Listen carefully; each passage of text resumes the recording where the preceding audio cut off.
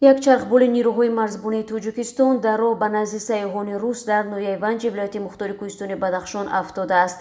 یک مسئول حکومت ناحیه روز 5 آگوست به رادیو زودی گفت که در این حادثه یک نفر جان باخته 4 کسی دیگر زخمی شدند.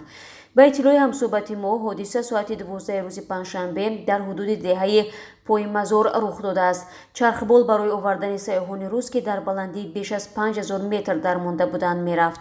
عین حال معاون رئیس ناحیه، نمایندگان نیروهای مرزبانی و مقامات دیگر قدرتی در جای حادثه می باشند.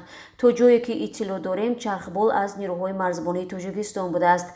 بعد از چپه شدن هوانورد اساسی جان باخته 4 نفری همکارش زخمی شدند، گفت مصاحب ما در حکومت ناحیه ونج. مقامات توجیکستان رسما درباره سقوط چرخبول اطلاع ندادند، اما با کمیش 2 منبع به رادیو زودی گفتند که چرخبول افتاده به نیروهای مرزبانی توجیکستان تعلق دارد.